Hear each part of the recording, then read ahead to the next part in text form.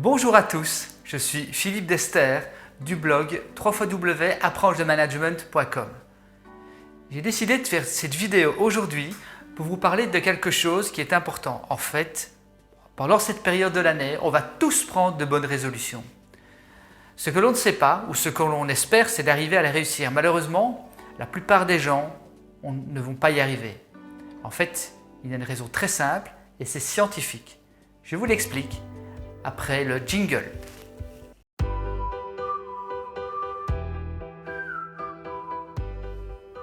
Pendant cette période de l'année, nous allons tous prendre de bonnes résolutions. Et pourtant, pour la plupart, nous n'allons pas pouvoir les tenir. En fait, il y a une explication scientifique à ça. Savez-vous où se crée la volonté? La volonté se crée dans la partie du cerveau qui se situe ici, qui s'appelle le néocortex.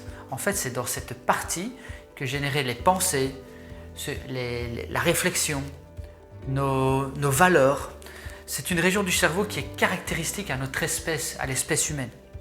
C'est la région qui est assez consommatrice d'énergie, qui est la région du cerveau qui consomme le plus en énergie. Et c'est d'ailleurs pour cette raison que lorsqu'on a une journée assez difficile, on rentre le soir et on est assez fatigué, on dit « je n'ai plus envie de rien ». Il y a cette notion d'envie et de volonté.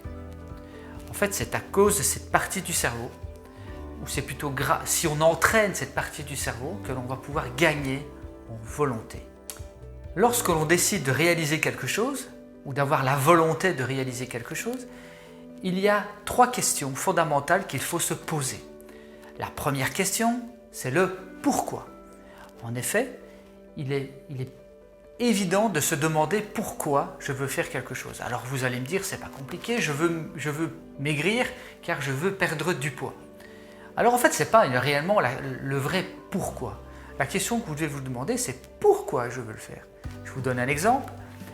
Je veux perdre du poids, je veux perdre 10 kilos. Je veux maigrir. Voilà. On ne va pas insister sur la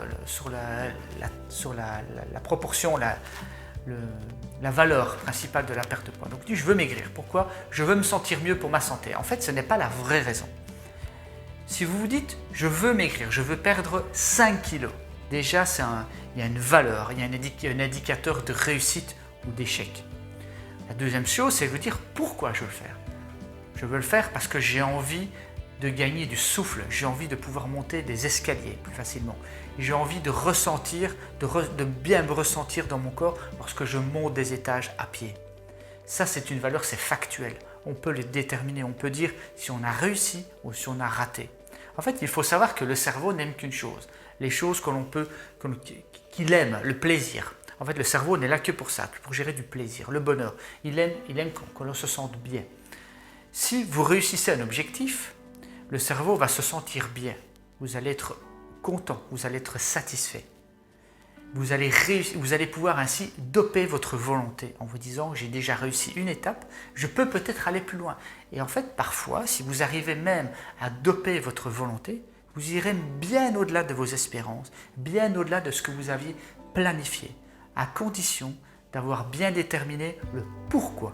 Pourquoi vous faites les choses, et ça avec précision. La deuxième question, c'est le quand.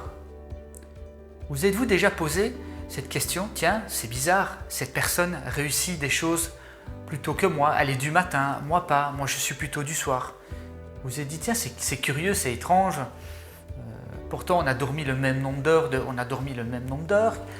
et pourtant cette personne est beaucoup plus fraîche que moi le matin, et moi j'ai pas du tout de volonté le matin. On dit souvent, je ne suis pas du matin. Vous avez certainement dû entendre cette expression. Eh bien, sachez qu'il y a une étude qui a été réalisée par les professeurs Hall, Rosenbach et Young, excusez-moi si je ne prononce pas bien leur nom, qui a été primée d'un prix Nobel en 2017.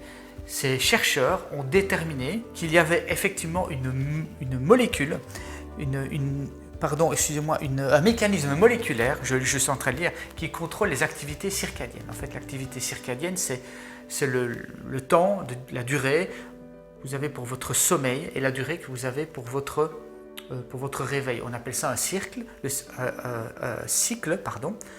cycle que l'on appelle entre le sommeil et le réveil, on appelle ça le cycle circadien. Et bien ce cycle, eux ont fait des études qui ont déterminé qu'il y avait un cycle moléculaire qui contrôlait cette activité circadienne. Dans son livre The Power of When, le professeur Michael Breus a déterminé 4 types de personnalités différentes. Il y a 4 profils que l'on va étudier ici. Il y a le lion, il y a l'ours, le dauphin et le loup. On va laisser de côté les 2 derniers, à savoir le loup et le dauphin, car ça ne représente pas la majorité des gens. En effet, le loup, ce sont les gens qui ont tendance à se coucher tard et à se lever tard, et le dauphin, ce sont les gens qui ont difficile de dormir, en fait. C'est les gens qui ont un sommeil très très léger.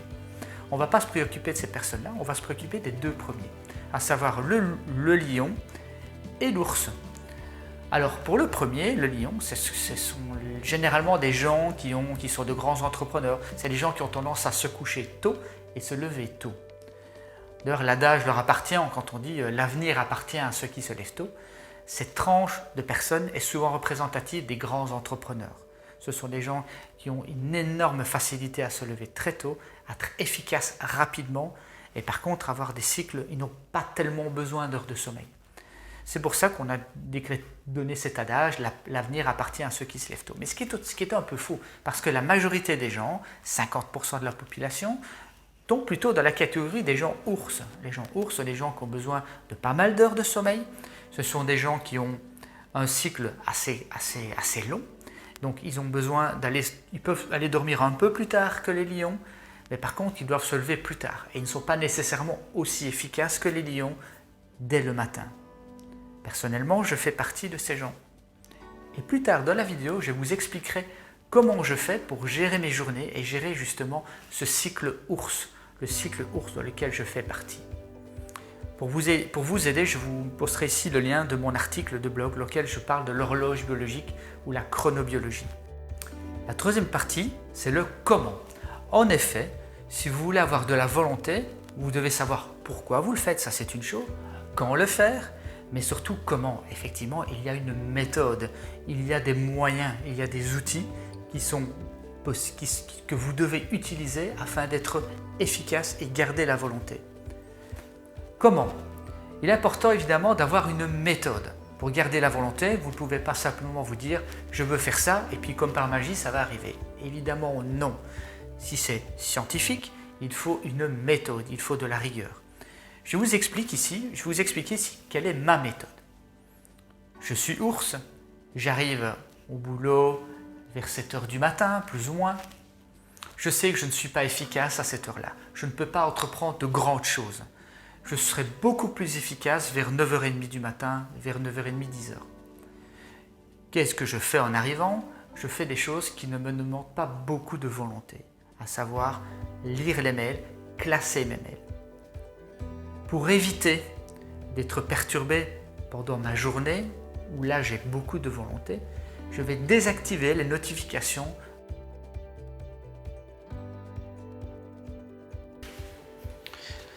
Voilà, simplement pour vous dire, j'ai comme principe de désactiver les notifications de ma boîte message, de ma boîte mail, afin d'éviter d'être dérangé et ainsi de pouvoir rester concentré plus longtemps sur le travail que j'étais en train d'entreprendre. En effet, c'est bien connu que chaque fois que vous êtes interrompu dans l'action que vous êtes en train d'entreprendre, il vous faut un certain temps et donc un certain niveau de volonté est utilisé pour vous remettre dans l'action que vous avez dû quitter suite à l'interruption. Voilà. Autre chose, une astuce que j'utilise, je prépare aussi mes vêtements la veille au soir afin de ne pas perdre le matin de l'énergie, de la volonté à choisir mes vêtements. C'est ainsi un gain de temps et un gain d'énergie non négligeable que vous pouvez utiliser le reste de la journée pour vaquer, pour faire vos projets qui sont plus importants. Voilà, j'espère que cette vidéo vous a plu. Je vous souhaite d'excellentes fêtes de fin d'année. Et si vous voulez mettre en pratique les quelques conseils que je vous ai donnés, n'hésitez pas à m'indiquer dans les commentaires si ça a permis de vous aider ou pas. N'hésitez pas le pouce bleu si vous aimez cette vidéo, les commentaires et la petite cloche pour ne rien rater. Excellente fête de fin d'année à vous. Salut!